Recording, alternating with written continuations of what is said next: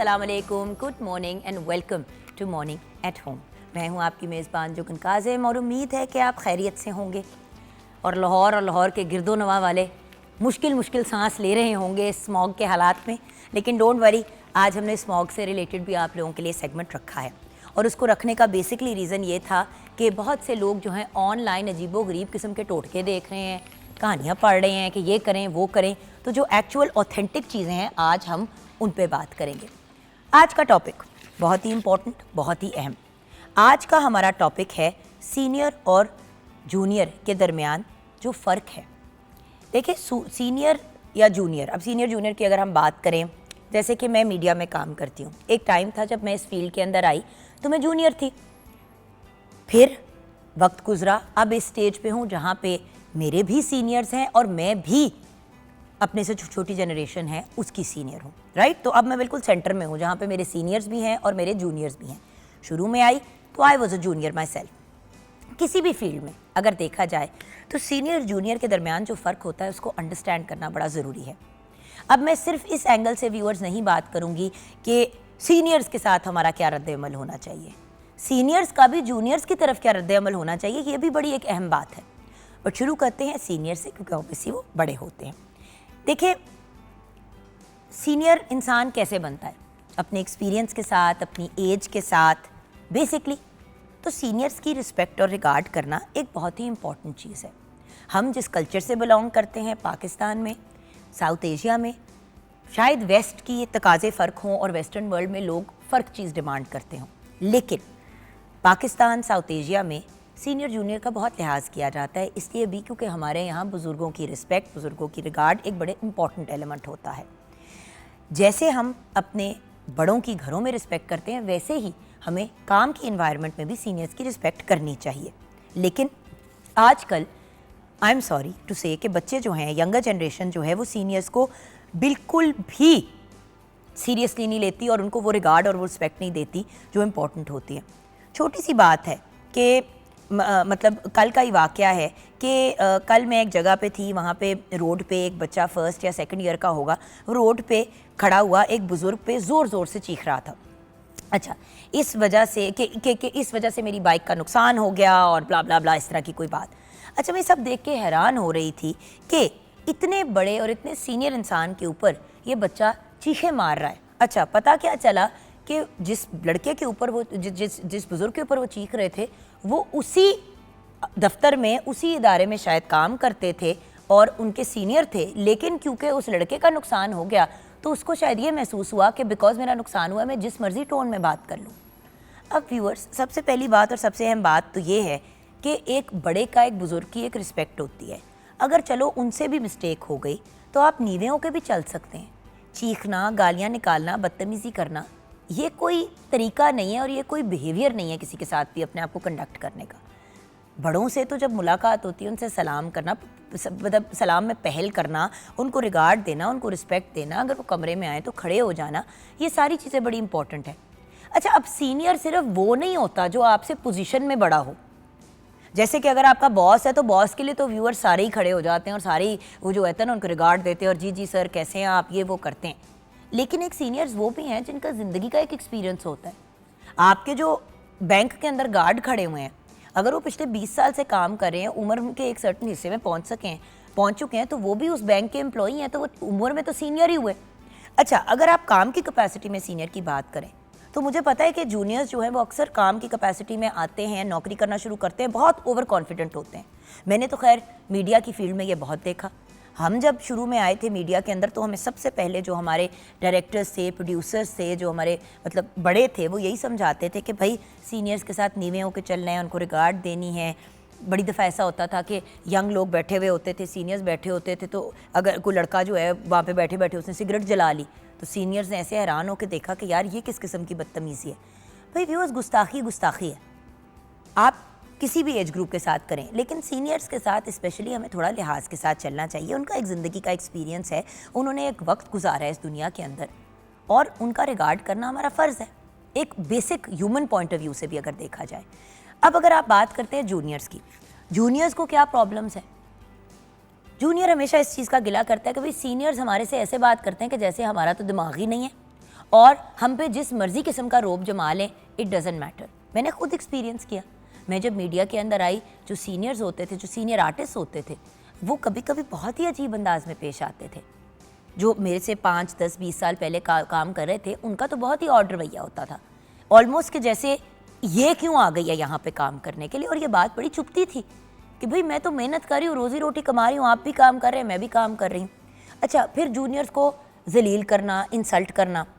अब आप अगर सीन कर रहे हैं एक्टिंग में और आपकी किसी वर्ड के ऊपर ज़बान फंस रही है या आपसे अपनी लाइन नहीं डिलीवर की जा रही, तो प्यार से या रिगार्ड के साथ चलना एक एटीट्यूड है। और दूसरा एटीट्यूड ये है कि आप दूसरे बंदे को डांट दें, सबके सामने इंसल्ट कर दें और वहाँ से सेट से ही चले जाएं। मैंने देखा ही है करते हुए, मेरे साथ भी हुआ 1-2 दफ़ा कि मुझसे एक सीन नहीं हो रहा, मुझसे वो परफॉर्मेंस नहीं दी जा रही बिल्कुल शुरू में।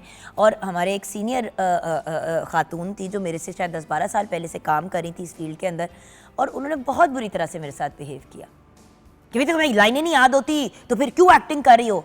अच्छा, मुझे लाइनें याद थी, मुझसे डिलीवर नहीं हो रही थी, क्योंकि जब कैमरा ऑफ होता था तो मेरे से वो लाइन बोली जा रही थी, जब वो कैमरा ऑन होता था तो पता नहीं घबराहट थी, क्या थी, हो नहीं रहा था, जो भी था। लेकिन हौसला अफजाई करने के बजाय मुझे डांट दिया गया। अच्छा, एक और चीज़ जो सीनियर्स करते हैं, बैठे हुए हैं, सीनियर भी हैं, जूनियर भी, अब सीनियर शुरू हो गए, तुम लोगों को तो कोई तमीज़ ही नहीं है, तुम लोगों को तो काम ही नहीं आता, हम लोगों के वक्त बड़े, तुम लोग तो ये, तुम लोग तो वो। अब जूनियर तो चिढ़ेगा, क्यों नहीं चिढ़ेगा। और आजकल के बच्चे जो वैसे ही कॉन्फिडेंस में ज़रा हमारी जनरेशन से कई गुना ज़्यादा है, वो 1 सेकंड के अंदर जो है वो आपको टका सा जवाब दे देते हैं कि भाई आप अपने काम पे फोकस करें, हम अपने पे करेंगे। सो बात यह है कि इज़्ज़त अगर आप चाहते हैं कि आपको इज़्ज़त मिले तो वो इज़्ज़त अर्न भी करनी पड़ती है। ये नहीं हो सकता कि आप अपना रोब जमाएं और अपना एटीट्यूड दिखाएं और दूसरे को कोई रिस्पेक्ट और रिगार्ड दे ही ना। Viewers, that's not fair. तो दोनों तरफ से एक रिस्पेक्ट और रिगार्ड का एलिमेंट होना चाहिए। देखिए, यंगर जनरेशन जो नई और इंटरेस्टिंग इनोवेशंस जानती है वो हम नहीं जानती, और जो सीनियर्स चीज़ें जानते हैं वो बच्चे वक्त के साथ ही सीखेंगे। हाँ, अगर यंगर जनरेशन अपने सीनियर से सीखने की कोशिश करती है, उनको रिस्पेक्ट देती है, उनके पास बैठती है, जैसे कवि खान साहब हो गए, ख़याम सरदी साहब हो गए, अल्लाह ताला दोनों के दर्जात बुलंद फरमाए, उन्हें जन्नतुल फिरदौस में आला तरीन मकाम अता फरमाए, आमीन। इन लोगों से मैंने बहुत सीखा है। ख़याम साहब के साथ तो खैर मेरा काम करने का कम ही एक्सपीरियंस हुआ, क्योंकि उनको देन हार्ट का इशू हुआ, उनकी डेथ हो गई। उनको मैं बाबा बुलाती थी, मैं कवि खान साहब को भी बाबा बुलाती थी, और वो लोग जब तक थे उन लोगों से मुझे सीखने का बहुत मौका मिला। अब समीना पीरज़ादा की अगर बात करें, समीना जी इज़ अ ब्रिलियंट आर्टिस्ट, और समीना पीरज़ादा को क्योंकि मैं बचपन से जानती हूँ, अम्मी की भी वो मेरी दोस्त हैं, तो इस वजह से उनको मैंने सारी ज़िंदगी समीना खाला का है। अब समीना खाला हो गई, उन्हीं के हस्बैंड उस्मान पीरज़ादा, पीरू चाचा, उनको अगर मैं देखूँ, इन लोगों से मैंने बहुत सीखा। इन्होंने बड़े तरीके से गाइड किया, डांटते भी थे लेकिन प्यार से, सिखाने के अंदाज़ में, इंसल्ट करने के अंदाज़ में नहीं।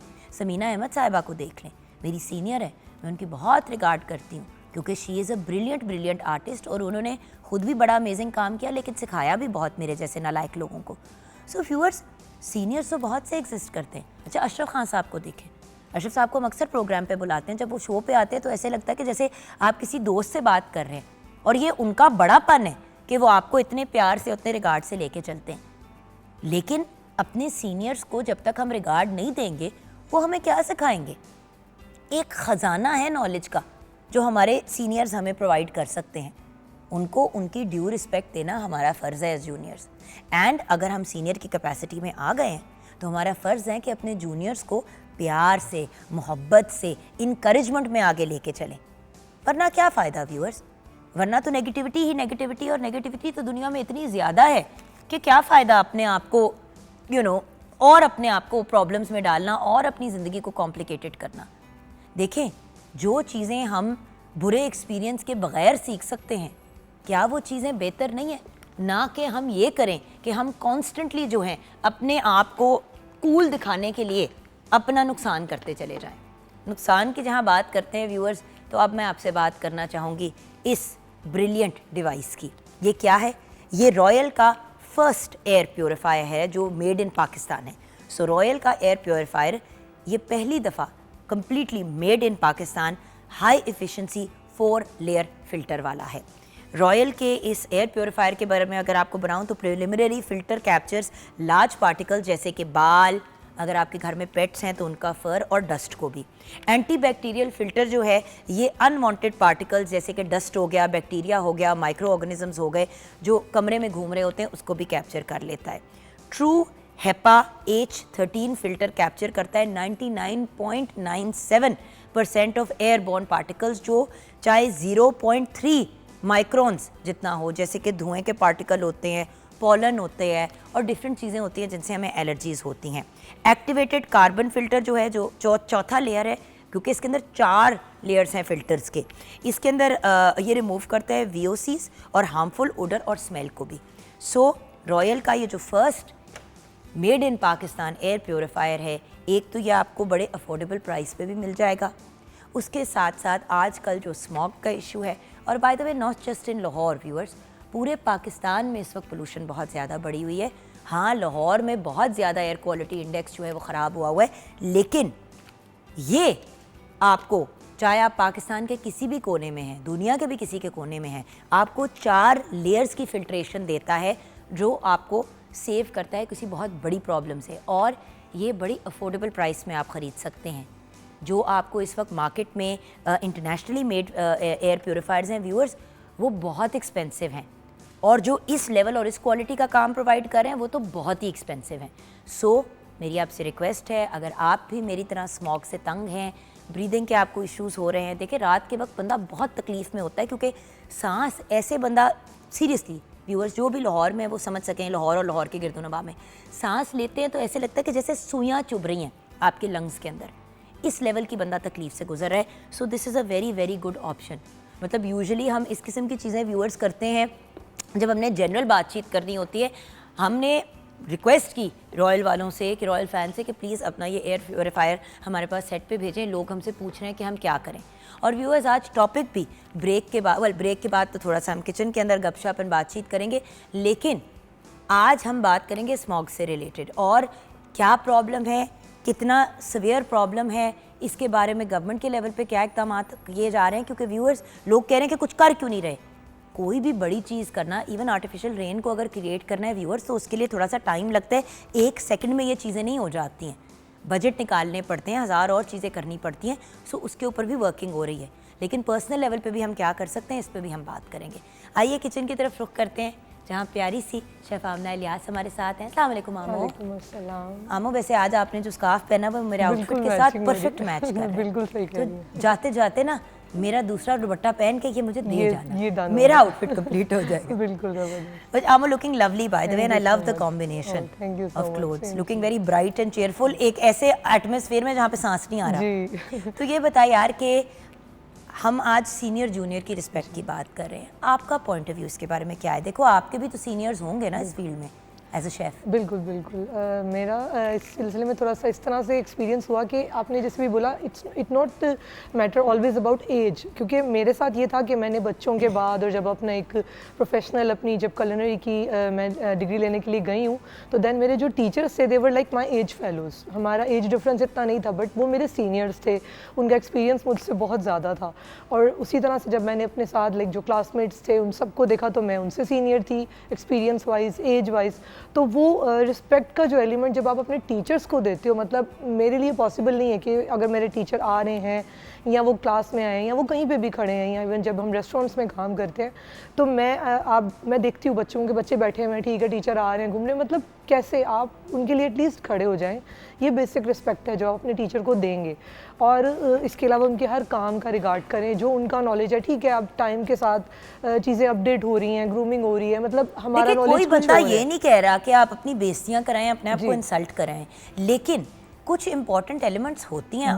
बिल्कुल बेसिक एथिक्स। देखिए बेसिक एथिक्स के लिए आप अपनी आवाज़ उनसे नीचे रखें। आपको अगर कुछ किसी चीज़ में ज़्यादा नॉलेज है, मैं नहीं कहती, देखिए अब जैसे अब हम कहते हैं कि भी बच्चों का आजकल कॉन्फिडेंस ज़्यादा है, उनका AI आ गया, सारी चीज़ें डिफरेंट हो गई, बट स्टिल जो बड़ों का एक्सपीरियंस है, जो उनका एक्सपोजर है, हम उसको नहीं बीट कर सकते। अब हम कहें जी हम डिग्री लेके आ गए, हम पढ़ के आ गए, आपने एक्सपीरियंस से सीखा है, तो दैट डजंट कम्पीट एंड बात ये है कि देखिए व्यूअर्स, जैसे कि मैंने आपके साथ शेयर किया कि मैंने बड़ा टफ टाइम गुजारा, मैं मॉडलिंग की फील्ड में, बल्कि मॉडलिंग की फील्ड में आई, मुझे क्या कहा गया और किस तरीके से मैंने उस चीज़ को मैनेज किया, ये मैं आपके साथ व्यूअर्स शेयर करूँगी ब्रेक के बाद। जब शुरू में मैं फील्ड में आई थी तो मेरा एक बड़ा ऑड एक्सपीरियंस हुआ था। मेरी वो सीनियर थी इस फील्ड के अंदर, लेकिन थी मेरी बड़ी अच्छी दोस्त। क्या हुआ ये हम डिस्कस करेंगे एक छोटी सी ब्रेक के बाद किचन में, जब मेरे ख्याल से आज आप किचन में भी कुछ मज़े की चीज़ें में बनानी सिखा रही हैं आजकल के सीज़न के हिसाब से। सो ये सब कुछ होगा ब्रेक के बाद।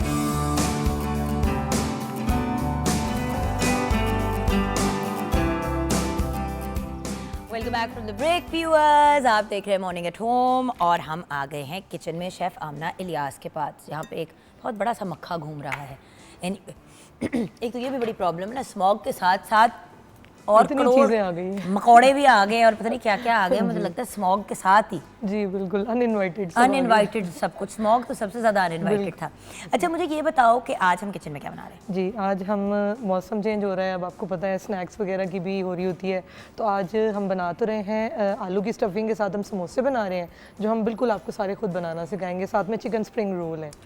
अच्छा, और यही जो आप स्टफिंग बनाएंगे ना, इसमें अगर आप थोड़ा इसमें अनारदाना डलेगा कि नहीं? जी अनारदाना हो गया और वो जो राई दाना होता है, ये अगर आप थोड़ा सा ऐड कर लेके तो वो, जैसे अब हम, आपको पता है भाई यार वहाँ के समोसे बड़े अच्छे हैं, वहाँ के समोसे बड़े अच्छे हैं, तो उस तरह की चीज़ हम ये मतलब खुद से आपको उसी तरह की स्टफिंग के वो क्या डिफरेंट होता है। अदरवाइज नॉर्मली हम घर में बनाते हैं तो हम इसमें नमक मिर्च मसाले डाल के तो बस हम भर देते हैं, ऐसा नहीं होता, इसको हमें कुक करना होता है। ये एक पॉइंट होता है भरता टाइप स्टाइल थोड़ा, वो हम आपको और अगर आप इसके अंदर वो भी डाल दें, जैसे कि आपने कहा ना कि राई दाना और अनारदाना वगैरह, तो यही स्टफिंग से आपने उस दिन आलू के पराठे भी बना दिए और उसी स्टफिंग के आपने समोसे भी बना दिए करके रख लें। आप समझ रहे हैं? तो एक ही चीज़ से आप एक्स्ट्रा बेनिफिट ले सकते हैं। आपने अपने समोसे बना रहे हैं, बच्चे घर आए स्कूल से या शाम के टाइम हस्बैंड बच्चे वगैरह मिलके आपने आलू वाले पराठे खा लिए, साथ में रायता चटनी वगैरह, बिल्कुल ज़बरदस्त। हाँ, और साथ शामी कबाब एक खा लिया ताकि थोड़ा प्रोटीन भी आ जाए। अच्छा तरीका तरीका आप इसका ये देखिए। अच्छा यहाँ पे मैंने जो करना है मुझे बता दें ताकि फिर आप अपना काम आप ये हम इसकी मिक्सिंग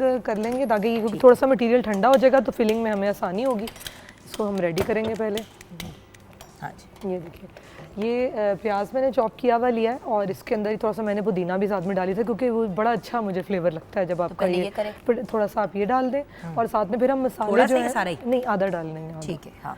तो साथ में फिर हम मसाले डाल देंगे इसके अंदर, उनका थोड़ा सा फ्लेवर आ जाएगा। जैसे राई आपको बताया, जिसमें मैं आपको इसके अभी प्रॉपर इंग्रेडिएंट्स भी सारे बता देती हूँ। जी हाफ डाल दें इसमें आप।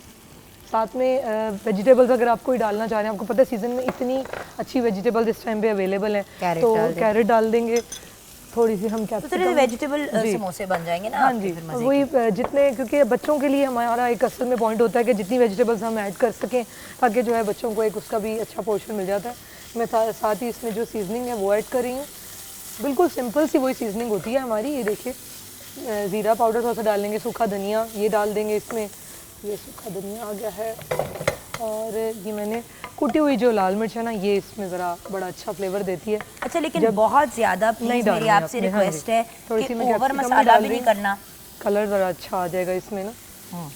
मटर आए हुए हैं, मटर डालना चाह रहे हैं आप, जो भी आपकी पसंद है। ये बस अब इसके अंदर हो गया। अब हमने इसमें ये अपनी जो है आलू बॉयल किए वो मैंने ये पीस के इसमें डाल दिया, बोला ना, देखिएगा ये अब आलू की स्टफिंग जो हमने जस्ट बॉईल करके मैश कर लिया उनको, आप ये देखेंगे इतना डिफरेंस आ जाता है इससे, क्योंकि थोड़ा सा भुन जाते हैं। जो बाज़ार से हम लोग समोसे लेते हैं वो उसमें ये एक पॉइंट मस्ट होता है, उसको हमेशा उन्होंने कुक किया होता है। बिल्कुल सही है, ये इसी में ही हम निकाल लेंगे ताकि ये ठंडी हो जाए फिर ना। हल्दी की हम इसमें थोड़ी सी अच्छी डालेंगे क्वांटिटी, ज़रा कलर आपको पता है समोसों का हमारा एक थोड़ा सा ट्रेडिशनल सा आना चाहिए, तो और कुछ ना भी हो हर टाइम पे, बस समोसे तो मस्ट हैं कि यार समोसे मंगा लो। समोसे तो आप बेहतर है कि खुद बनाएं इसको। बिल्कुल जी वो लग रहा है वो मसाला जो लग रहा है ना। जी जी जी, थोड़ा सा हम इसमें ऑयल और डाल लेते हैं ताकि ये ज़्यादा गले में ना लगे, बट ज़्यादा नहीं डालेंगे क्योंकि फिर वो हमने फिलिंग करनी है इसकी। जी, और ये अब मैं आपको इसकी पहले इंग्रेडिएंट्स बता देती हूँ। इंग्रेडिएंट्स नोट कर लें आप। जो आलू के समोसे हैं उनके लिए आलू चाहिए हमें आधा किलो, बॉईल कर लिए हमने, मैश कर लिए हैं। उसके साथ मटर ले लें, कोई भी वेजिटेबल जो भी आप लेना चाह रहे हैं वो ले लें। हरा धनिया ले लिया मैंने चॉप, आधा कप है। हरी मिर्च है 1 खाने का चम्मच। नमक अपने हस्बे जायका डालेंगे। सुरख मिर्च पाउडर और धनिया पाउडर 1 चाय का चम्मच, हल्दी पाउडर 1/4 चाय का चम्मच है, चाट मसाला आधा चाय का चम्मच है, तेल आधा खाने का चम्मच है, ज़ीरा लेंगे 1.5 चाय का चम्मच और इसके साथ तेल लेंगे फ्राइंग के लिए। ये हमारे आलू की स्टफिंग के समोसों की हो गई। अब चिकन वेजिटेबल जो स्प्रिंग रोल्स हैं उनकी भी नोट कर लीजिएगा। इसके लिए हम लोगों को रिक्वायर्ड होगा ऑयल लेंगे 3 से 4 खाने के चम्मच ये डाल लेंगे, मुर्गी का गोश्त चिकन लेके बॉईल करके श्रेड कर लेंगे, वो हमने लिया है 1.5 कप, गाजर, बंद गोभी, शिमला मिर्च ये 1.5 कप लिया है, नमक हस्बे जायका है, काली मिर्च है 2 चाय के चम्मच, बिल्कुल ये इतना हो गया। सोया सॉस 2 खाने के चम्मच है, हरा प्याज है 1 कप और मैदा लेंगे 3 से 4 खाने के चम्मच। इसको हम जो रोल हमारे हैं स्प्रिंग रोल्स, ये हम रोल पट्टियों से बना रहे हैं, शीट्स जो हैं उनके अंदर इनको बना रहे हैं और ऑयल में इनको फ्राई कर लेंगे।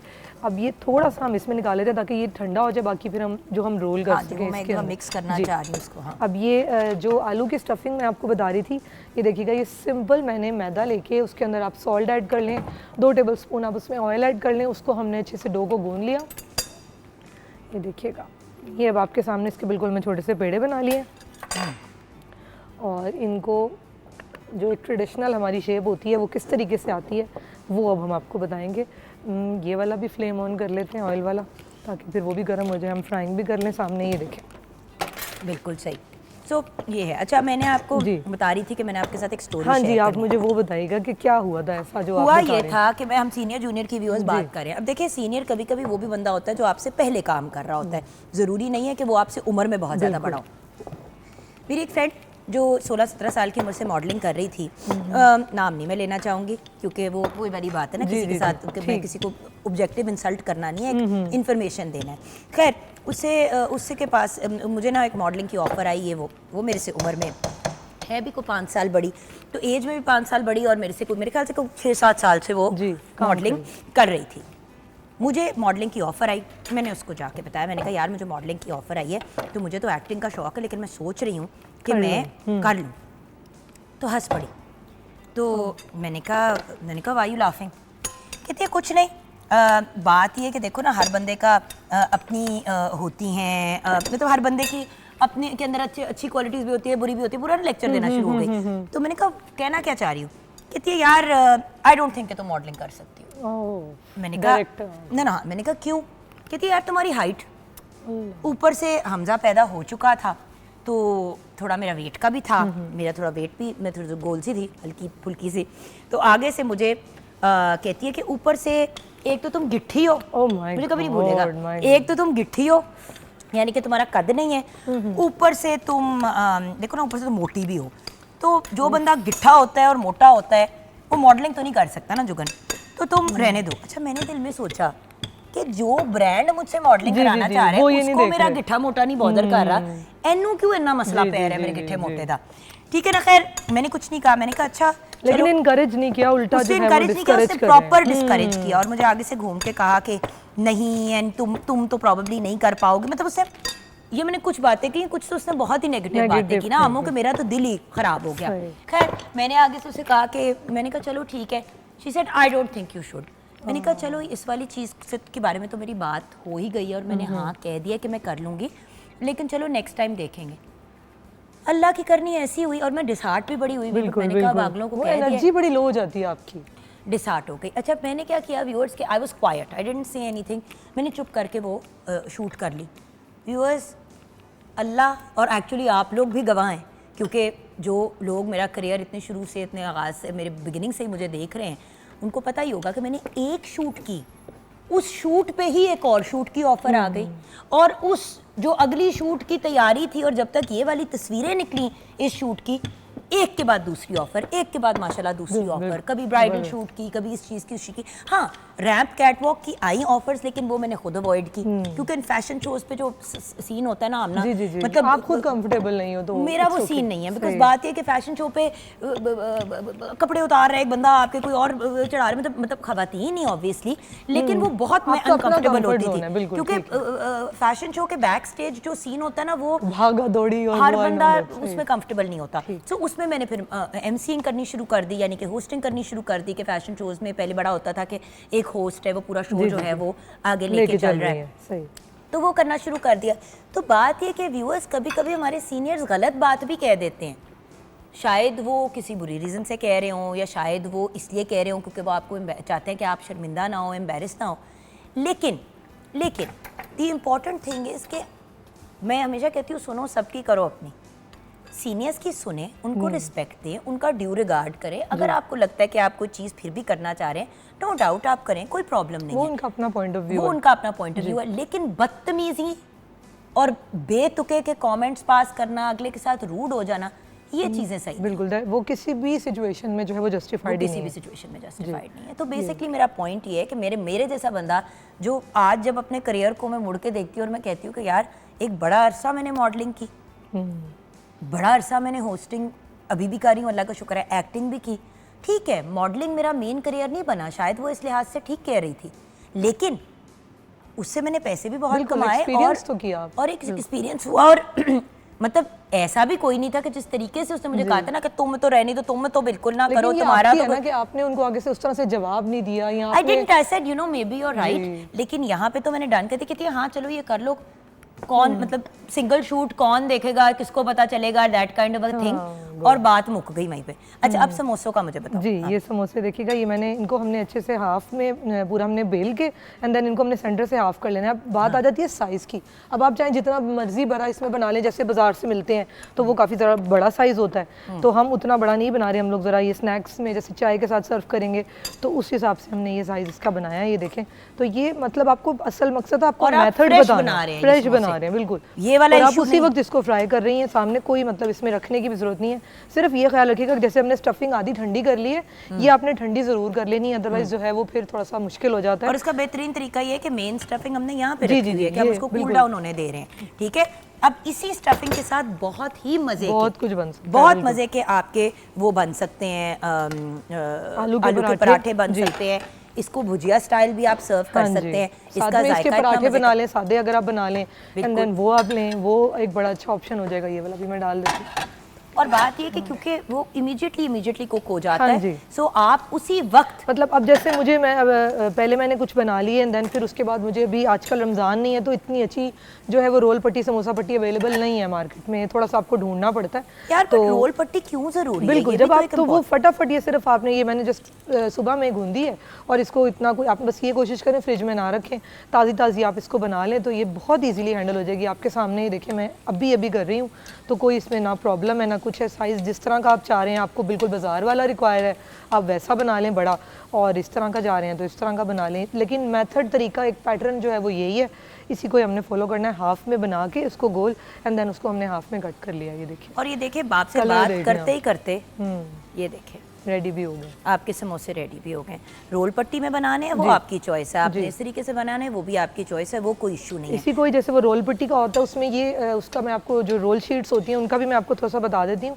ये आपने पूरी अपनी जो रोल पट्टी की तरह इसको बेल लिया हमने रोटी की तरह एंड देन बिल्कुल स्लो फ्लेम पे आपने पैन लेना है, उसके ऊपर आपने इनको दोनों साइड से हल्का सा कलर दे देना है, बिल्कुल टोस्ट कर लेना है और उसको आप निकाल के तो रोल की शेप दे लें, रोल बन जाएंगे आपके। और ये देखें क्रिस्पी, जी, very crispy and yummy fresh समोसे आपके तैयार रेडी हो गए।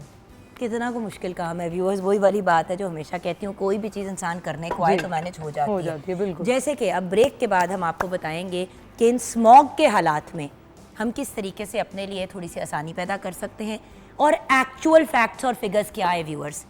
एक तो सोशल मीडिया पे अन्नी मची हुई है, बिल्कुल। जिसका जो दिल चाह रहा है लिखता जा रहा है। जो लोग नहीं भी पैनिक में आ रहे हैं उनको पैनिक में लोग डाला जा फोन रहा है। करके पूछ रहे हैं क्या हो गया, क्या हो रहा गया है, तुम लोग पता नहीं सांस लाहौर ले- में क्या हो गया है। मतलब I mean the point is हालात ग्रेट नहीं है बट इतने वर्स्ट भी नहीं है जितने दिखाए या बताए जा रहे हैं। एक्चुअली हम क्या बात करें, हम एक बहुत ही ब्रिलियंट पर्सनालिटी अभी ब्रेक के बाद ज्वाइन करने जा रहे हैं।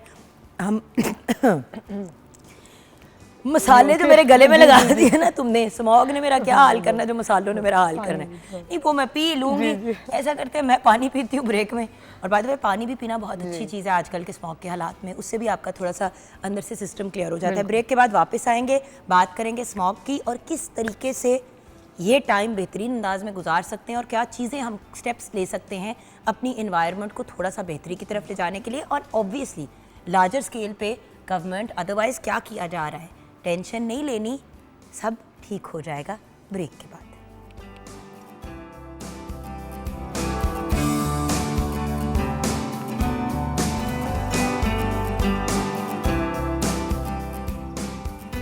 Welcome back from the break viewers. On air आने से पहले ही हमने गुफ्तगू शुरू कर दी क्योंकि आपको पता है मैं तो जान छोड़ती नहीं हूँ, और स्पेशली जब इतने अकम्पलिश्ड और वेल स्पोकन पर्सनैलिटी आपके साथ हो ना, तो फिर आप भी वो जो कहते हैं ना अंग्रेजी में, यू प्ले डेविल्स एडवोकेट। मैंने ऐसे औखे औखे सवाल इनको ब्रेक में थ्रो किए हैं कि इन्होंने इतनी प्यारी मुस्कुराहट के साथ मुझे जवाब दिया कि मैंने कहा ठीक है इमरान भाई, आप भी ठीक ही हैं।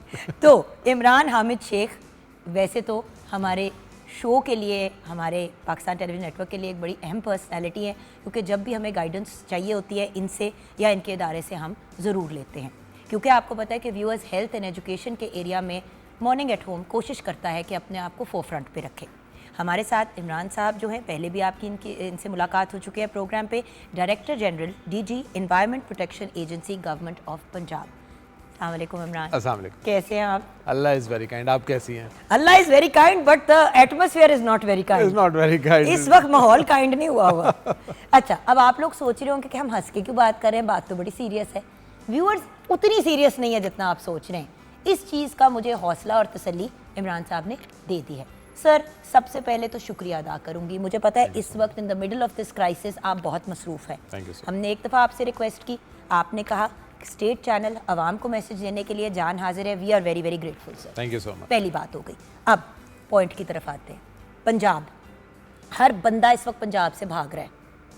लाहौर में तो सांस ही नहीं लिया जा रहा, या एटलीस्ट इश्यूज़ हो रहे हैं। मेरी भी आवाज़, आप भी अभी ब्रेक में खांस रहे थे और कह रहे थे कि जुगन मैं भी मुतासिर हो रहा हूँ, मेरी फैमिली भी मुतासिर हो रही है, आपकी भी हो रही है। और व्यूअर्स, इनसे बात शुरू करने से पहले एक पॉइंट मैं ज़रूर रेज़ करना चाहूँगी जो मैं पिछले काफ़ी दिनों से आपको कह रही हूँ। नो डाउट स्मॉग का इशू है, प्रॉब्लम है, लेकिन उसी स्मॉग से इमरान साहब जो इस वक्त एक बहुत बड़ी पोजीशन ऑफ पावर में है, he is the director general of environment protection agency government of Punjab, इन्हीं के अंडर आती है चीज़। इनकी भी पूरी फैमिली और ख़ानदान यहीं पे बैठी हुई है। तो ये नहीं है कि वो भी मुतासिर नहीं हो रहे। तो चले हमारे लिए नहीं तो अपनी ज़ात और अपने ख़ानदान के लिए ही आप एक एफर्ट कर रहे हैं। So government is doing what they can. लेकिन व्यूअर्स, जो माहौल में हो रहा है उसका पूरा जिम्मा आप, बल्कि थोड़ा सा जिम्मा भी गवर्नमेंट पे नहीं डाल सकते। ये हमारी अपनी कोताहियाँ हैं as citizens of Pakistan, India and other parts जो हमारे गिरदो नवा हैं।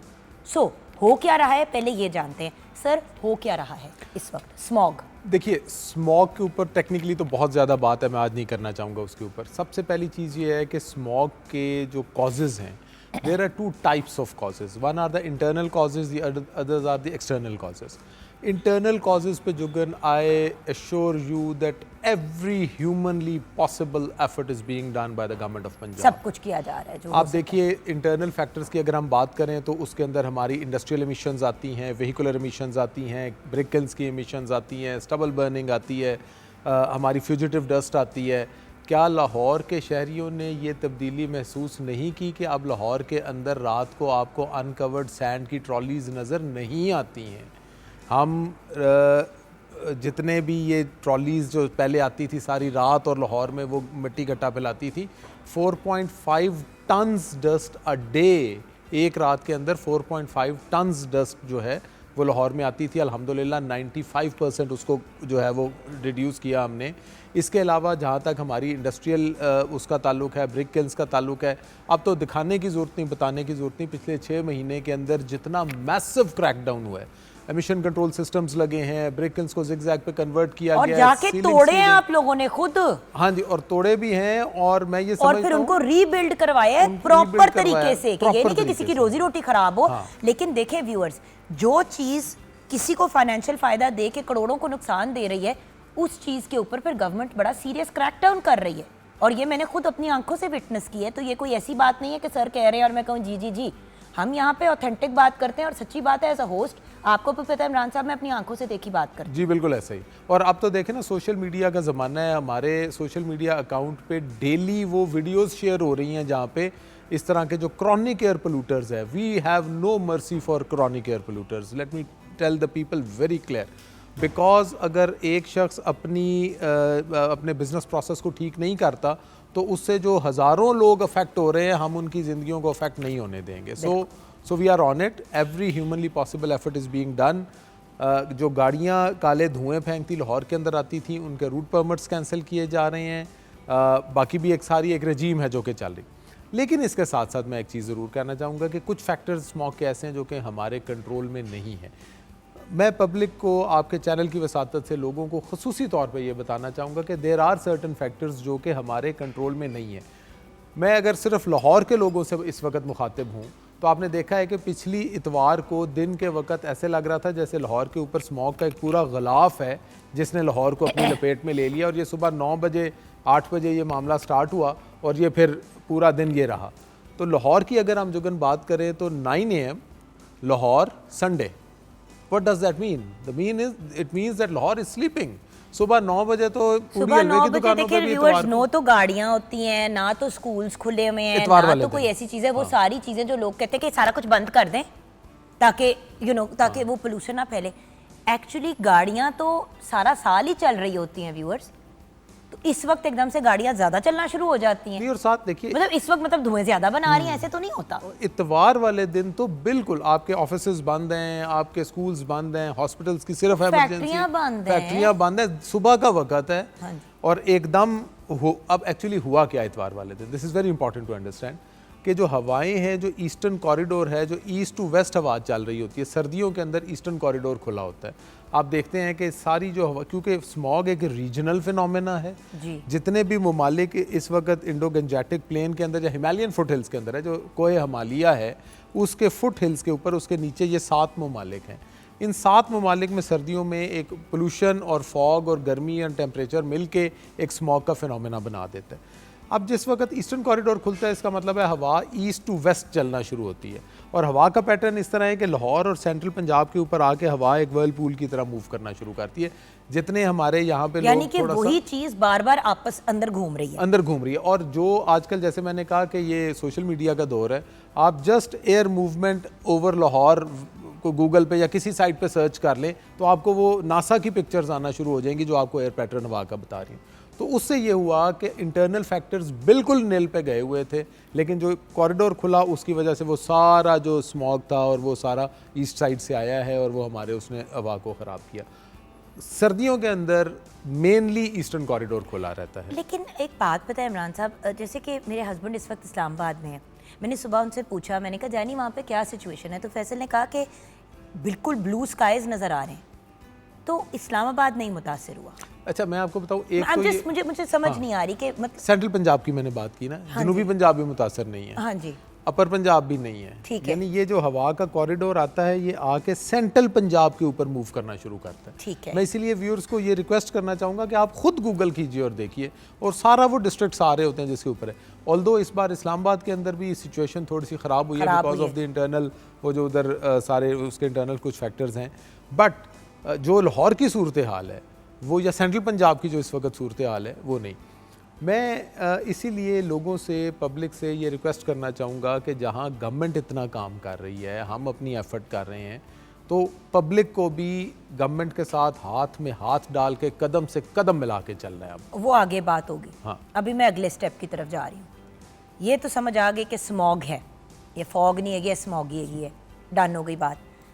अब ये बताएं कि ये डेंजरस कितनी है, क्योंकि देखिए मुझे जो चीज़ कंसर्न कर रही है ना, आपको पता है मुझे कितने लोगों ने डीएम किया है इंस्टाग्राम के ऊपर और मेरे वेरियस सोशल मीडिया के प्लेटफॉर्म्स पे, और ये कहा है कि आप तो इतनी कॉन्शियस हैं तो आपको नहीं डर लगता आपके बच्चों को कुछ हो जाएगा, आप क्यों नहीं जा रही हैं यहाँ लाहौर छोड़ के किसी और जगह, ये वो।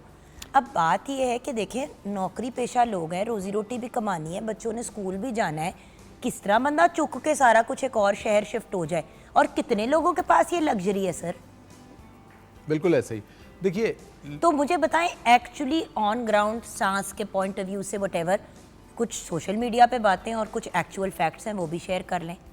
देखिए और सर गलत बात करेंगे तो हम आपको पकड़ेंगे, नहीं बेफिक्र करें, गलत बात इसलिए नहीं होगी। सच बात करनी है आपने प्लीज। देखें, एक तो ये है कि जो अनवेरीफाइड एयर क्वालिटी इंडेक्स के लेवल्स इस वक्त इंटरनेट पे सर्कुलेट कर रहे हैं, हमारा अनफॉर्चुनेटली चूँकि सोशल मीडिया एक ऐसा वो है मीडियम है जिसके ऊपर कोई चेक्स एंड बैलेंसेस नहीं है, and unfortunately at times just एक न्यूज़, फेक न्यूज़ भी चलती है और वो पैनिक। सो ऑल्दो एयर क्वालिटी इंडेक्स ख़राब है, एयर क्वालिटी इज़ बैड, लेकिन मेरी रिक्वेस्ट पब्लिक से ये होगी कि जब आपने एयर क्वालिटी इंडेक्स चेक करना हो तो एनवायरमेंटल प्रोटेक्शन एजेंसी के सोशल मीडिया पेजेस, हमारी वेबसाइट पे डेली सुबह हम आज के दिन भी हम ये इसको अपलोड करके जो है वो हमारी टीम ने अपलोड की है।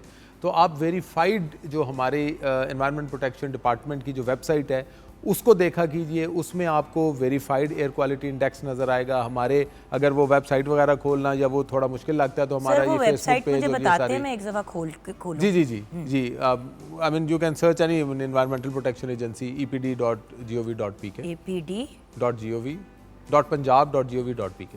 ठीक है, हाँ, ये आप खोलेंगी तो इसके अंदर आपको ये सारा हमारा ये सिस्टम जो है ये नज़र आना शुरू हो जाएगा। अगर वेबसाइट बाज़ात खोलना लोगों के लिए मुश्किल होता है, फेसबुक खोलना आजकल आसान है, आप जस्ट फेसबुक खोल लें, सबसे ऊपर टॉप पे हमारी थाउजेंड्स में तो नहीं है, आ जाएगा। नहीं नहीं, it is not in thousands at all. ये अच्छा एक चीज़ और भी जुगन ये समझने वाली है कि एयर क्वालिटी की स्पाइक्स आती हैं दुनिया के अंदर। जब एयर क्वालिटी पे बात की जाती है तो उसके एवरेज पे की जाती है। अनफॉर्चुनेटली इस तरह हो रहा है कि जब वो स्पाइक किसी टाइम पर शो होती है तो वो तो उसका पैनिक बच जाता है। जैसे फॉर एग्जांपल एक दिन अगर एक एयर क्वालिटी इंडेक्स 500 550 को हिट करता है तो शाम के वक्त या सेकंड टाइम वो 150 को भी हिट कर जाता है जाके, लेकिन उसकी कहीं पे नहीं बताया जाता कि लेकिन मैं फ्रैंकली एक बात करना चाहूँगा, सर आपने तो ये भी अपलोड किया हुआ है एयर पोल्यूशन, उसके कॉजेज़ क्या हैं, उसके इफ़ेक्ट्स क्या हैं और उसके रेमेडीज़ क्या हैं। मैं सर से बात करते हुए चेक कर रही हूँ, क्योंकि पता है क्या व्यूअर्स, हम हर चीज़ अब वेरीफाई करके करते हैं यहाँ पे बात, क्योंकि सीधी बात है व्यूअर्स, अब तो इतनी पकड़ है कि अनवेरीफाइड बात तो वैसे ही नहीं बंदे को करनी चाहिए। हाँ, अगर किसी इंसान ने ये बात कह दी कि यार इतना ज़्यादा उसका एयर क्वालिटी इंडेक्स ख़राब हुआ हुआ है और कोई नंबर कोट कर भी दिया तो वेरीफाई तो कर लेना व्यूअर्स। कभी कभी इंसान इमोशनल होकर भी बात कह देता है, इसका ये मतलब नहीं है कि वो भी गलत है। समटाइम्स वन जस्ट, इस तरह मैं उस दिन कहती कि यार हज़ारों में पहुंच के एयर क्वालिटी इंडेक्स, असल में तो नहीं पहुंची हज़ारों में, 400 और 500 के बीच में, 700 को टच कर जाती है कभी कभार, लेकिन फिर नीचे आ जाती है। लेकिन सर क्या मर जाएंगे लोग? देखिए ये क्लियर कर दे, क्योंकि सबसे ज़्यादा टेंशन ये कि मर जाएंगे या सारी ज़िंदगी के लिए फेफड़े बर्बाद हो जाएंगे, ये क्लियर कर दे। मैं ये इस चीज़ में ये कहना चाहूँगा कि एहतियात कीजिए, एहतियात ज़रूरी है। लाहौर की इस वक्त एयर क्वालिटी जो है वो बहुत अच्छी नहीं है, एयर क्वालिटी ख़राब है, आई मस्ट से दैट।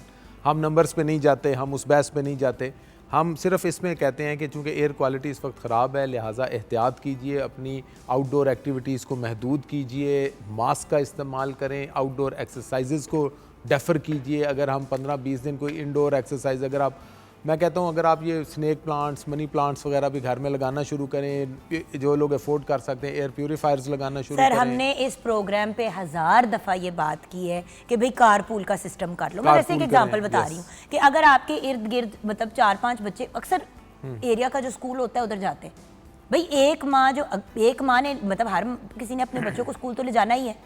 अगर आपके घर में 2 बच्चे हैं और किसी और के आपके हमसायों का एक बच्चा है, तो आप वो चारों बच्चे जो हैं एक दफ़ा एक गाड़ी में चले जाए, फिर अगले दिन एक और ले जाए, इस तरह 3 की जगह एक गाड़ी रोड पे आ जाएगी। छोटी छोटी बातें। दरख्त लगाने की हम कब से बात करें सर? नीला हो गया मुंह कह के यार खुदा का वास्ते दरख्त लगा लो, दरख्त लगा लो, दरख्त कर लो, तो शजरकारी की तरफ चलो, नोबडी इज इंटरेस्टेड। फिर जब स्यापा पड़ता है तो कहते हैं हाय हाय हम क्या करें। फिर स्नेक प्लांट भी अवेलेबल नहीं होता। देखिए व्यूअर्स, आप ऑनलाइन जाके देखें तो हज़ारों ऐसे पौधे हैं, हज़ारों नहीं तो एटलीस्ट 100 ऐसे पौधे हैं जो आप घरों के अंदर लगा सकते हैं, जो नेचुरल एयर प्योरीफायर का काम करते हैं। और ये सारी इंफॉर्मेशन अवेलेबल है, इट्स अवेलेबल ऑनलाइन। अब वो ज़माना तो आपको पता है वो है नहीं है कि जी अब हम कहें कि हमें कोई एक्सपर्ट से मिलना पड़ेगा। It's everything is available on your mobile phone. तो इसलिए मेरी एक रिक्वेस्ट यही होगी कि लोग एहतियात करें अपने आप को। और मैं ये चाहता हूँ कि हम जो भी काम करें, हमें हर स्टेप लेने से पहले सोचना है कि मेरा ये स्टेप माहौल के लिए ख़तरनाक तो नहीं है। फॉर एग्ज़ाम्पल अगर हम इंडस्ट्री चलाते हैं तो हमें ये इंश्योर करना है कि हमारी चिमनियों से काले धुएँ ना निकल रहे हों। अगर हम फार्मर्स हैं, एग्रीकल्चरिस्ट हैं, तो हमें ये इंश्योर करना है कि स्टबल बर्निंग ना हो। अगर हमारे पास गाड़ी है तो हमें गाड़ियों की मेंटेनेंस टाइम पे करनी है, उसका mobil oil filter, air filter time पे चेंज करना है, अच्छी जगह से पेट्रोल डलवाना है, डीजल डलवाना है। अगर हम ऑफिसेज़ में काम कर रहे हैं तो हमने गैर ज़रूरी लाइटें, बत्तियां वगैरह नहीं जलानी, क्योंकि ये भी अल्टीमेटली जो है वो पावर की जनरेशन और फिर वो गैसेस और वो सारा होता है। अगर हम स्टूडेंट हैं, हमें कूड़ा बाहर नहीं फेंकना। अगर जो ख़वातीन घरों में काम कर रही हैं उन्होंने चूल्हा एक्स्ट्रा नहीं चलाना, मैं ये स्पेशली कहना चाहूँगा कि ये जब हम गैस का चूल्हा भी स्टोव ज़्यादा चलाते हैं तो एक तो गैस गैर ज़रूरी तौर पे कंज्यूम होती है, और दूसरा उसका ये है कि वो जो अनबर्नड गैस है वो फिर हमारे हवा का हिस्सा बन जाती है। तो हर स्टेप पे हमें देखना है, प्लास्टिक का इस्तेमाल कम से कम करना है, हमें ये फोकस करना है कि हमारा हर आने वाला जो स्टेप है, अगला कदम है, हमारा जो फैसला है वो हमारे माहौल के लिए अच्छा हो, क्योंकि ये मेरी, आपकी, हम सब की और हमारी ही नहीं, हमारी आने वाली नस्लों की जो मुस्तकबिल है और उनकी जो सेहत है, ये उसका मामला है। लेकिन ये बताएं कि मास्क का कोई है अमल दखल इस मामले में? देखिए, मास्क की सूरत ये होती है कि मास्क जब आप चेहरे के ऊपर लगा लेते हैं तो जो ज़र्रात हवा के अंदर इस वक्त होते हैं, जो छोटे छोटे से ज़र्रे होते हैं, एटलीस्ट वो फ़िल्टर होना शुरू होते हैं आपके लंग्स को, वो लंग्स पे जो प्रेशर है उन मुख्तलिफ छोटे छोटे ज़र्रों का, वो नहीं आता। मास्क ज़रूर लगाना चाहिए। बल्कि मैं कहता हूँ कि इस वक्त तो सूरत हाल ये है कि कम से कम ये जो करंट हमारा वेदर फिनोमेना है ये 2-3 दिन बरकरार रहेगा। इसके अंदर तो लाजमी जब आप बाहर निकलें तो आप मास्क लें, ख़ास तौर पे लाहौर और सेंट्रल पंजाब के लोग जो हैं इनको ज़रूरी है। अच्छा, अब स्मॉग के बारे में आप लोग क्या कर रहे हैं? हमें तो आप बता रहे हैं बहुत सी बातें सर, तुसी की कर रहे हो? देखें, स्मॉग के हवाले से क्योंकि हमारी, मैं बार बार कहती हूँ गवर्नमेंट कर रही है तो क्या कर रही है, क्योंकि आगे से मुझे मार पिटनी है ना एक दिन व्यूअर से ही कि तू तो कह रही थी बड़ा कुछ हो रहा है, तो की हो रहा है। अब बातें तो हो रही हैं, उनको इम्प्लीमेंट कब करेंगे, और वो क्या बातें हैं जो हो रही हैं अंडर डिस्कशन भी और जो एक्चुअली इम्प्लीमेंट भी हो रही हैं? देखिए, एक तो जैसे मैंने कहा कि सबसे पहले हम एनफोर्समेंट रजीम हमने बड़ी स्ट्रिंजेंट की हुई है, आपने भी बात की, लोग भी मीडिया पे देखते हैं, हम पे क्रिटिसिज्म भी आता है कि जी आप लोग बहुत सख्ती कर रहे हैं, सीलिंग्स कर रहे हैं, लोगों को फाइन्स का हैवी फाइन्स कर रहे हैं, डेमोलिशंस कर रहे हैं। और क्या करें, अगर बंदे दे पुत्र नहीं बन रहे हैं तो फिर यही करना और पड़ेगा। ख़ास तौर पे जो क्रॉनिक एयर पोल्यूटिंग यूनिट्स हैं उनके ऊपर तो बहुत इस वक्त सख्ती। एक तो एनफोर्समेंट है, दूसरा हमने प्रॉपर एक अवेयरनेस का सिस्टम जो है वो स्टार्ट किया हुआ है। हम स्कूल्स में जा रहे हैं, कॉलेजेस में जा रहे हैं, लोगों को एक्चुअली अवेयर कर रहे हैं, डिफरेंट जो सेक्शंस हैं सिविल सोसाइटी के, उनके साथ बातचीत कर रहे हैं। कल ही हमारा एक जितने लाहौर के जर्नलिस्ट हैं उनके साथ एक सेशन था कि उनके साथ बैठ के बात की जाए कि इस चीज़ को रिपोर्टिंग कैसे करनी है, इस चीज़ का ये सारा किस तरीके से एक साइंटिफिक बुनियादों के ऊपर जो है वो कैसे काम चल रहे हैं।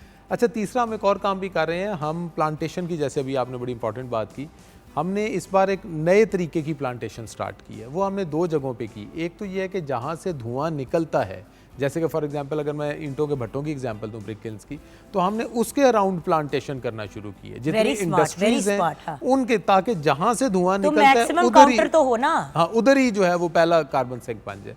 दूसरा हम इम्पॉर्टेंट काम आज ये भी करने जा रहे हैं कि जितने हमारी हेरिटेज साइट्स हैं उन हेरिटेज साइट्स पे हम मियावाकी फॉरेस्ट, जो अर्बन फॉरेस्ट हैं, वो लगा रहे हैं। आज पहला हमारा मियावाकी फॉरेस्ट कंप्लीट हो रहा है हिरन मीनार के ऊपर। माशाल्लाह, बहुत मुबारक हो sir. Thank you so much. तो मतलब ये सारी इंटरवेंशंस जो हैं ये साथ साथ चल रही हैं। इसी तरह अब हम ये भी कर रहे हैं कि जितने हमारे इंडस्ट्रियलिस्ट्स हैं, जितनी हमारे यूनिट्स हैं जो कि काम कर रहे हैं पंजाब में, उनसे हम पौधे लगवा के उनकी मेंटेनेंस करवा रहे हैं और हमें उसमें एक अच्छा बड़ा पॉजिटिव वो रिस्पॉन्स भी मिल रहा है। तो ये मल्टीपल आर्टिफिशियल रेन से क्या फ़र्क पड़ता है? कुछ होता भी है, क्या होता है? देखिए, हर बंदा कहता है कि वो आर्टिफिशियल रेन हो जाएगी तो सब ठीक हो जाएगा, तो क्या ये फैक्ट्स है? नहीं, देखें, आर्टिफिशियल रेन जो है ये एक टेम्पररी फिनोमेना तो हो सकता है कि थोड़ी सी रिलीफ मिल थोड़ी सी for the time being relief मिल जाए। टाइम बीइंग कितनी देर? मे बी अ डे और 2, नॉट 2 मोर देन दिन दैट, के लिए 1-2 थोड़ा दिन सा के लिए रिलीफ मिल रिलीफ मिल जाए। लेकिन ये है कि आर्टिफिशियल रेन हम, अगर हमें माहौल ने जो सर्कमस्टांसेस ने इजाज़त दी, देखें आर्टिफिशियल रेन करने के लिए हमें 3 चीज़ें चाहिए होती हैं। अगर वो 3 चीज़ें मौजूद व्यूअर्स, होंगी, महंगा भी बहुत है, कोई सस्ता नुस्खा नहीं है। अच्छा, मैं इसमें आपको एक बात बताना चाहूँगा। ये बहुत महंगा है artificial rain, but we will do it for the people, for the public.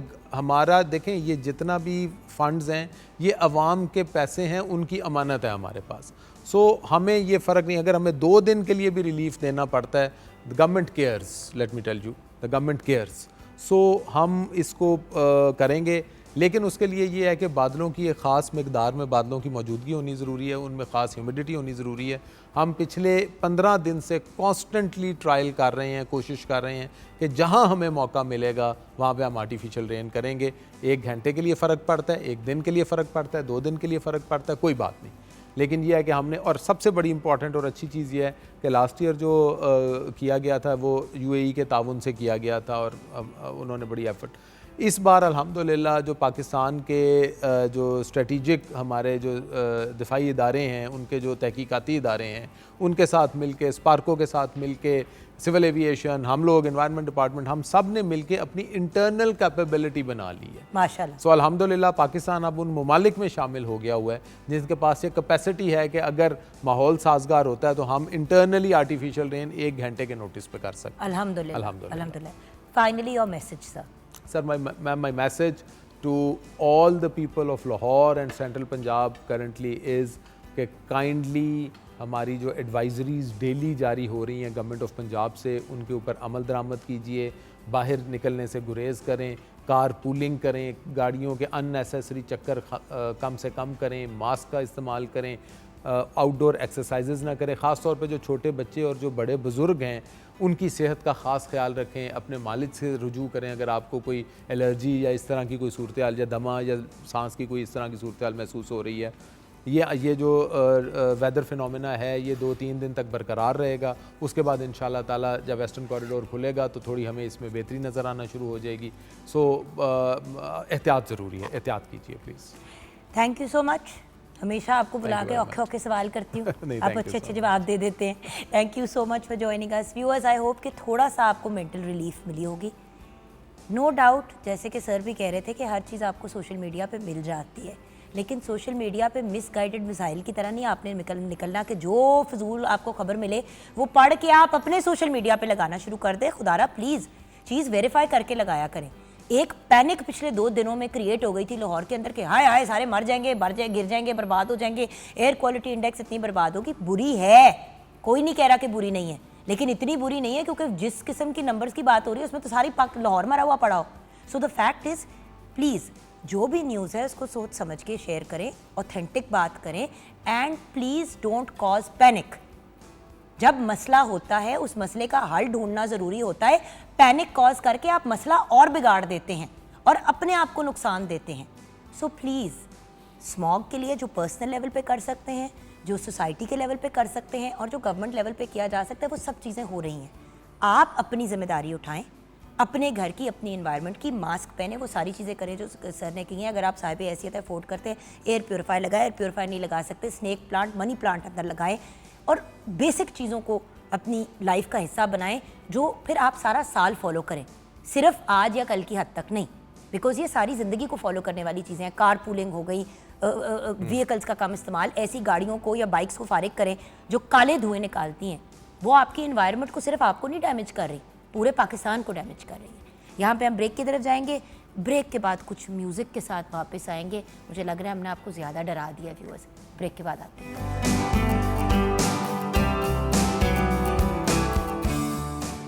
करना इतनी लागरजी ढोला तू मन चा सारी ये अर्जी ढोला तू काला जोड़ा पाचा माही ए मेरे दिल दी है मर्जी ढोला ए रंग की नहीं पाया तू पाके नहीं आजमाया अज काला जोड़ा पा सारी परमेश दे काला जोड़ा पा सारी परमेश दे ए रंग की नहीं पाया तू पाके नहीं आजमाया ए रंग की नहीं पाया तू पाके नहीं आजमाया अज काला जोड़ा पा सारी परमेश दे अज काला जोड़ा पा सारी परमेश दे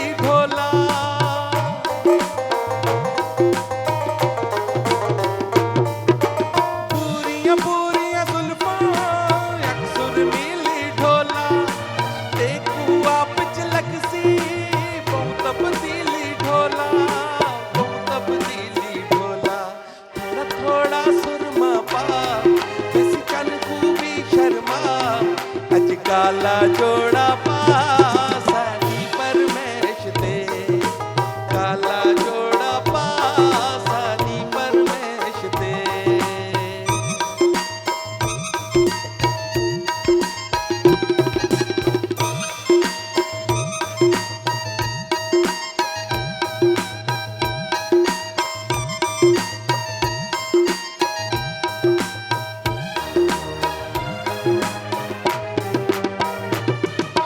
पल विच दिल कढ खिलदे खबरां लगण न देवे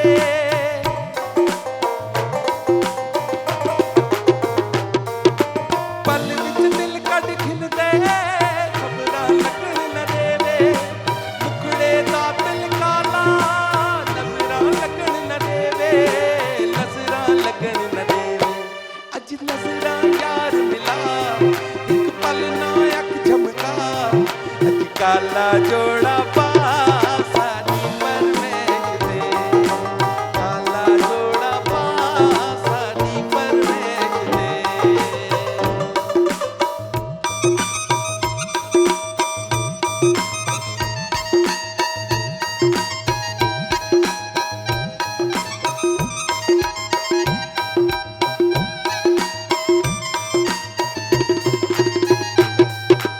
कौन रुकेंदे देखू ओ परदेसी ढोला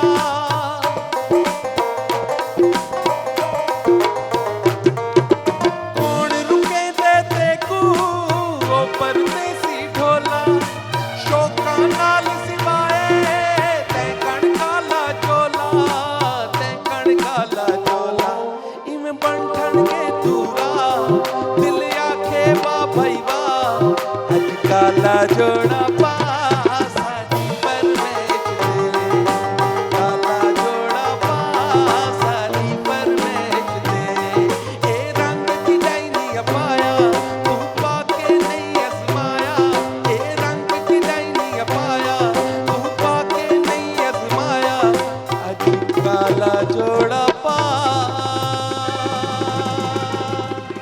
सारी फरमाइश दे भाई वाह जी वाह, वाह जी वाह, वाह जी वाह। क्या कहने हमारे बहुत ही ब्रिलियंट और प्यारे सुपरस्टार कामरान ईसा खिलजी की। अस्सलाम वालेकुम कामरान। वालेकुम अस्सलाम, कैसी हैं आप? आज तो काला जोड़ा आपने पाया हमारी फरमाइश पे। Thank you so क्या बात है, अपने Thank आप you के so लिए ही गाना गा दिया। Thank you so much. Looking very handsome भैया। Thank you so much. बस कर दे वजन कम करना, बस कर दें। मुझे लग रहा है आप भी मॉडलिंग की तरफ आपका रुझान होना शुरू हो गया है। नहीं बस तुसी कोशिश काम ते कर रहा तवज्जो था दो। मैं, अब आप कह रहे हैं मुझे तो नहीं फील होता कि मेरा मुझे वजन नहीं कम फील होता, लेकिन मेरा मुंह आधे साइज का हो गया। माशाल्लाह अच्छे लग रहे हैं कामरान भाई, Thank you so लेकिन much, thank you so much. सेहत के साथ इंसान अगर वेट रिड्यूस करे तो वो बेहतर होता है at the end of the day, and you are looking very good. बहुत ही टैलेंटेड और बहुत ही ब्रिलियंट आर्टिस्ट, नेशनल बल्कि इंटरनेशनल फेम हासिल रखने वाले कामरान भाई के फ़ैन सिर्फ पाकिस्तान में नहीं है viewers, all over the world हैं। I mean across the border internationally जितना ज़्यादा कामरान भाई को पजीराई मिलती है और रिस्पेक्ट मिलती है, और आज के टॉपिक के हिसाब से कामरान भाई इज़ द परफेक्ट गेस्ट। क्यों? क्योंकि हमने जूनियर होने की बात भी करनी है और सीनियर होने की भी बात करनी है, और कामरान भाई की जो ज़िंदगी की जर्नी है वो एक परफेक्ट एग्जाम्पल है कि बड़ों की रिस्पेक्ट, सीनियर्स की रिस्पेक्ट और जूनियर्स की रिस्पेक्ट कैसे दोनों चीज़ों को बरकरार रखा जा सकता है। तो कामरान भाई आपके पास तो मैं आऊँगी इस गुफ्तगू के लिए, लेकिन कुछ आपके साथी जिनको आप हमेशा कहते हैं कि याद रखना बहुत ज़रूरी है, तो उनकी बात भी करेंगे। हमारे साथ नवीद नवाज़ हैं कीबोर्ड पे, गुलाम अब्बास हैं ड्रम पे, then we have Jaggu Khan, हमारे जग्गू दादा हमारे साथ हैं, then of course Sahil Khan on the dholak, and Jaggu भाई के साहबजादे Shahid Ali on the dholak as well. अस्सलाम वालेकुम प्यारे छोटे भाइयों और कुछ बड़े भाइयों। सो अब बढ़ते हैं किचन की तरफ भी एक नज़र डाल लेते हैं। इतनी कुछ रौनक वाला माहौल है, तो रौनक वाले माहौल में समोसे, रोल, पकौड़े, ये वाली चीज़ें भी बंदा बड़ा एंजॉय करता है। सो चिकन स्प्रिंग रोल और समोसे जो हमने आपके सामने ही बिल्कुल रेडी किए थे, बिल्कुल रेडी टू सर्व हैं। गेस्ट आ गए हैं तो रेडी होना चाहिए स्नैक्स भी। भाई वो कौन से गेस्ट है, ये तो उन्हीं का इदारा है, हम यहाँ पे गेस्ट है। तो thank you so much Amna, it looks great. अच्छा, अभी हम कमान भाई बात कर रहे थे सीनियर और जूनियर की रिस्पेक्ट की। आपकी नज़र में, अब मैं पहले बात करूंगी जब आप खुद जूनियर थे, जब आप नए नए इस काम में आए थे, तो सीनियर की रिस्पेक्ट आपके लिए कितनी ज़रूरी थी, उनकी इज्जत करना, और आपकी नज़र में घर वालों से अदरवाइज आपको क्या गाइड किया गया था कि सीनियर जूनियर का क्या फ़र्क होता है? आपकी राय, क्योंकि आप दोनों चीज़ों में अब आ चुके हैं, जूनियर में भी आ गए और फिर आप सीनियर भी अब हो चुके हैं। सबसे पहले तो बिस्मिल्लाहिर्रहमानिर्रहीम, मैं बहुत मशकूर हूँ इस खूबसूरत इदारे का, अपने इस खूबसूरत बेटे जुगन का, सारी टीम का, और अपने इन चाहने वालों का जिन्होंने हमेशा मुझे इज़्ज़तों से नवाजा। जहाँ तक सीनियर और जूनियर्स की बात है, तो मुझे मेरे वालिदैन ने बचपन से ही, हमें तो यही सिखाया गया, हम जिस इलाके से हैं, कि जब बाबा तशरीफ़ लाते थे घर में तो हम छुप रहे होते थे मुख्तलिफ़ कमरों में कि हमें कहीं उनके एक सामना बात, ना करना पड़े। इन्होंने ये नहीं कहा जब बाबा घर आते थे, उन्होंने क्या कहा? जब बाबा तशरीफ़ लाते थे। आप सोचे कि ज़बान में कितना अदब है जी। तो जैसे अम्मी हजूर थी, अल्लाह पाक उनको लंबी ज़िंदगी दे, आमीन आमीन सुभान। तो हमारी जुरत नहीं होती थी उनके सामने कोई भी ऊंची आवाज़ में बात करने की या कोई शोर शराबा करने की। बड़े भाई, मेरे बड़े भाई डॉक्टर हैं, सेम वैसे ही वो जब घर में आते थे तो उनका वही मकाम होता था जैसे हम बाबा हुजूर की इज़्ज़त करते थे। तो अब टीचर्स स्कूल की बात आ जाए तो अल्हम्दुलिल्लाह अल्हम्दुलिल्लाह जो मेरे असातिज़ा हैं, जो इस दुनिया से चले गए, अल्लाह पाक उनको जन्नतुल फिरदौस में आला मकाम अता फरमाए, जो हयात हैं। मेरे टीचर्स ने हमेशा यही फरमाया कि हमें फ़ख्र है अपने कामरान पे। पढ़ाई तो मैंने की या नहीं की, अदब की मैंने इंतहा कर दी। बेशक। और कभी मैं अपने टीचर्स के सामने से जैसे हम कोई बात करके या वापस मुड़ते हैं, मुझे अपनी ज़िंदगी में नहीं याद कि मैंने कभी पीठ की हो उनकी तरफ। मैं उल्टे कदमों चल के ऑफिस से, रूम से, या वो जहाँ भी तशरीफ़ फरमाए वहाँ से जब भी मैं उनसे इजाज़त लेता था, उल्टे कदमों चल के जाता था। तो ये शाहिद है मेरे सारे असातिज़ा जितने भी हयात हैं, वो सभी अभी तक मैं जब भी उनके सामने जाता हूँ, मैं अब खुद एजिड हूँ, मेरे बच्चे हैं, मेरे असातिज़ा, मैं भी एजिड हो गई हूँ भैया, ना करें हमें एजिड ना करें प्लीज। आप तो बहुत छोटे हैं।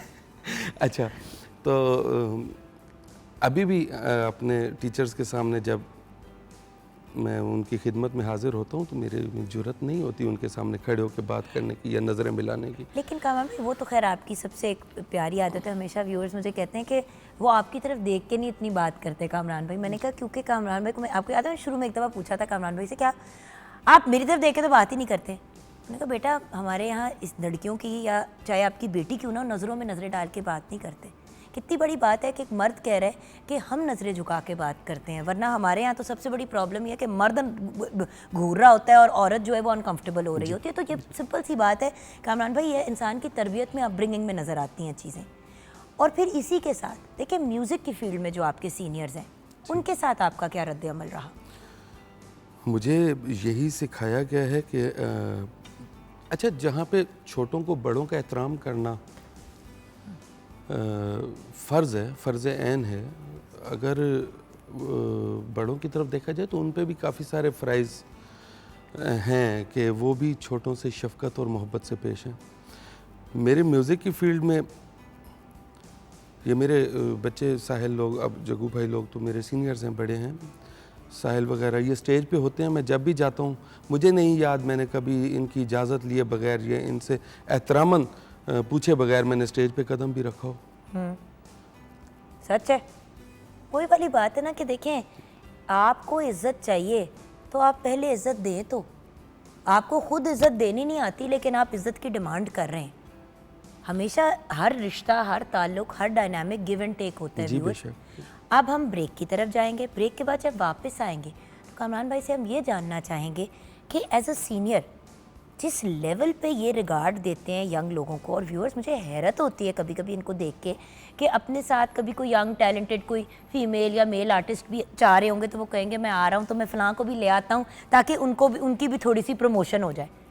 और फिर खुद चुप हो जाते हैं और अगले को अपने आप को प्रमोट करने का इतना मार्जिन देते हैं कि पूरा इंटरव्यू लगता है अगले बंदे के बारे में हो रहा है। सो बात ये है कि ये वाली चीज़ इतना दिल बड़ा करना कि बीइंग सीनियर जूनियर को सीनियर से ज़्यादा रिगार्ड देना, इस पे मैंने आपसे बात करनी है कामरान भाई ब्रेक के बाद।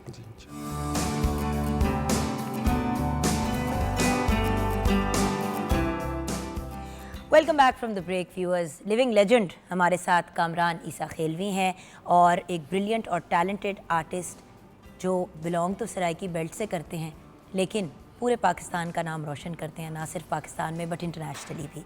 कामरान भाई, हमें ब्रेक से बाद पहले हम बात कर रहे थे अबाउट सीनियर्स का कैसे क्या रद्द अमल होना चाहिए, मतलब जूनियर्स का क्या बिहेवियर होना चाहिए सीनियर की तरफ। लेकिन आप क्योंकि आप खुद एक सीनियर की कैटेगरी में हैं तो आपका क्या रद्द अमल है अपने जूनियर्स की तरफ, आपकी क्या सोच है?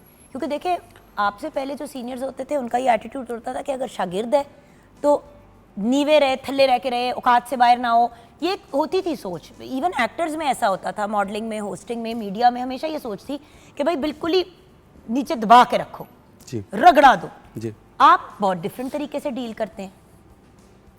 अच्छा, मेरी अपनी एक सोच है कि इस तरह से ज़्यादा आपको रिस्पेक्ट और इज़्ज़त मिलेगी। जो आपके जूनियर्स हैं, अब ज़माना बदल चुका है, अब बहुत एडवांस बच्चे पैदा होते ही इतने एडवांस हैं, इतने तेज़ हैं।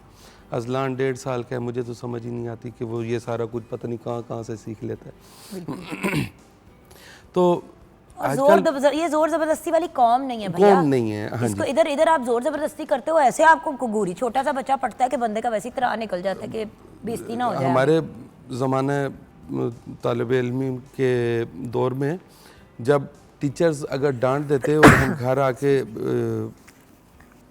अपने पेरेंट्स से शिकायत करते तो उल्टा हमें घर से अलहदा से डांट पड़ती थी कि ऐसी हरकत कोई की होगी तो तभी आपको टीचर ने डांटा है ना। और अगर सामने कहते थे तो माँ बाप सबसे पहले अपने बच्चे की तबीयत सेट करते जी थे हाँ, जी और हाँ। फिर माजरत करते थे टीचर से। जी बेशक। अब तो टीचर बेचारा माजरत कर रहा था कि सॉरी हमने आपसे आपके बच्चे की बच्चे का नाम भी लिया। जी, तो इसलिए अब फिर जो जूनियर्स हैं अब उनके वो सोचने की सलाहियत उनके पास नहीं है, तो अब उनके हिसाब से उनको ट्रीट किया जाता है। अब उनको वैसे भी इज़्ज़त और मोहब्बत देनी चाहिए। मैं समझता हूँ कि हम तो हैं ही मोहब्बतें बांटने वाले। आप किसी को जितनी इज़्ज़त और मोहब्बत देंगे वो ना चाहते हुए भी आपको इज़्ज़त और मोहब्बत ही देगा। बिल्कुल। तो बाकी सीनियर और जूनियर्स, मतलब अब ये मैसेज भी मेरा हो गया मेरे जो मुझसे छोटे हैं उनके लिए कि ज़रूरी नहीं है कि बहुत कुछ सीख के आपको हासिल होता है, नहीं, आपको बड़ों की खिदमत और उनकी इज़्ज़त करके भी बहुत कुछ अता होता है अल्लाह की तरफ से। आपके बहुत सारे दरवाज़े खोल दिए जाते हैं, आप पे रहमतें और बरकतें अता होती हैं। बेशक बेशक, ये तो मेरा ईमान है। बिल्कुल। तो बाकी सीनियर्स और जूनियर्स का जो टॉपिक है आज का, ये बहुत अच्छा है। इसमें अब हम टीवी चैनल्स देखते हैं, मुख्तलिफ प्रोग्राम्स हो रहे होते हैं, ये चीज़ें अब कहाँ रही टीवी पे हैं। ही मुझे इतना दुख होता है कि 4 लोग बैठे हुए हैं जिनमें 3 सीनियर है और 1 जूनियर है। जूनियर क्योंकि आजकल गुड्डी उसकी चढ़ी हुई है तो टोटल फोकस उसके ऊपर है और बाकी सारे सीनियर ऐसे बैठे हुए हैं जैसे डेकोरेशन पीस। और ना सिर्फ ये बट उनसे इतने बदतमीज़ी से और इतनी गुस्ताखी से बात की जाती है कि बंदा कहता है कि हेलो आप मेहमान हैं, आप मेज़बान हैं, ये आपके मेहमान हैं, इनकी तो इज्जत सर आंखों पे है। जी बेशक। आप उल्टा उनको बुला के इंसल्ट करते हैं। अब ये वो वाली बात है कि आप मुझे इतना प्यार गार्ड देते हैं, शो पे हम बैठे हुए हैं, एक तरफ मैं आपको कामरान भाई कह रही हूँ, दूसरी तरफ मैं कह रही हूँ ओए कामरान वो वाला गाना तो सुना दे। एक्सक्यूज मी, ये कोई तरीका नहीं है बात करने का।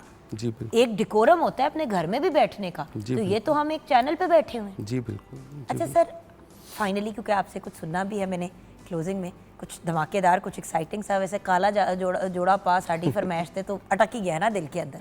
क्या खूबसूरत गीत है। तो मुझे ये बताइए कि आजकल क्या हो रहा है? सुन, आप तो हाथ ही नहीं लग रहे, आप इतने बिजी हैं, कर क्या रहे हैं आप आजकल? असल में मैं अपने चैनल, यूट्यूब चैनल के लिए काम कर रहा हूँ, तो बहुत ज़्यादा रिकॉर्डिंग्स कर चुका हुआ हूँ, ऑडियोज़ रेडी हैं। आज एक हमने भी काम करना है साथ, इंशाल्लाह। और आज से ये तो आपने वो सरप्राइज ख़त्म कर दिया अनाउंस करके। नहीं, मैंने सिर्फ इतनी बात की है, वो क्या है, हो सकता है मैं गा रही हूँ और कामरान भाई मुझे मार रहे हूँ कि चुप कर जा। अच्छा तो तू मुंह बंद रख, साडी फरमाइश ते। आज से शूट स्टार्ट हैं, वीडियोस पे काम शुरू हो जाएगा इंशाल्लाह बहुत जल्द। नेक्स्ट वीक से मेरे चाहने वालों की खिदमत में मेरे छोटे छोटे गिफ्ट्स जो जिस काबिल मैं हूँ वो उनकी खिदमत में पेश करना मैं शुरू कर दूंगा इंशाल्लाह। आपकी दुआओं से। तो और है भी इतना हैवी सीजन, आपके तो कॉन्सर्ट्स भी जी इतने चल रहे हैं, कॉन्सर्ट्स तो बहुत आप फिर ज़्यादा। मैनेज कैसे कर रहे हैं? सीज़न जो वेदर चल रहा है वो बड़ा ख़तरनाक चल रहा है, गला डिस्टर्ब है और लगातार फंक्शंस हैं। कोई एक आध दिन बीच में रेस्ट मिलती है तो शुक्र करते हैं। और ट्रैवल है बहुत ज़्यादा, स्मोक बड़ा डिस्टर्ब कर रही है, अभी भी बहुत ज़्यादा डिस्टर्ब है और गला ये मेरा। मैं देखिए मेरे कोशिश भाई करूँ के अच्छा गाने साथ की। ये राइट साइड पे पड़ा क्या हुआ है अपने आप को सेट रखने के लिए, एक तो पानी और दूसरा तस्बीह। बात ये है कि व्यूअर्स वही तो चीज़ है कि जब हम अपने रब के करीब हो जाते हैं, नेचर के उसके साथ साथ करीब हो जाते हैं, रब के भी करीब हो जाए, नेचर के करीब हो जाए, तो फिर अल्लाह ताला हमको सुरखरू ही करते हैं। सो एंड में कामरान भाई क्या सुनाएंगे, शो को क्लोज़ करते हैं और इस प्रॉमिस के साथ कि ये जो नए प्रोजेक्ट्स की बात कर रहे हैं, नेक्स्ट टाइम जब कामरान ईसा खेलवी हमारे शो पे आएंगे तो इंशाल्लाह इंशाल्लाह इंशाल्लाह अपने जो न्यू सॉन्ग्स हैं वो हमारे साथ शेयर भी करेंगे और परफॉर्मेंसेस भी होंगे। ये हमने इनसे कमिटमेंट भी ली। इंशाल्लाह बहुत अच्छा सॉन्ग मैं तमाम चाहने वालों की खिदमत में अर्ज़ करने लगा हूँ, मुझे हुक्म हुए है अभी और उम्मीद है कि वो भी आपको पसंद आएगा।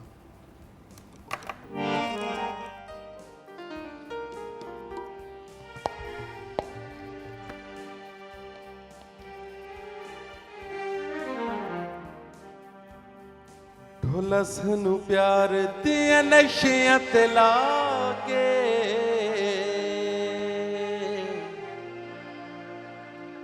ते हुण साडा जान बनदा,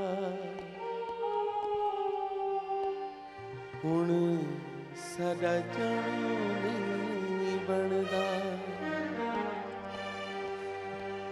चंगे भले आसे साडे नैन रुवा के ते हुण साडा जान नहीं बनदा है, ते हुण साडा जान नहीं बनदा। भोला सानू प्यार दियां नशियां ते ला के ते हुण साडा जान नहीं बनदा है, ते हुण साडा जान नहीं बनदा।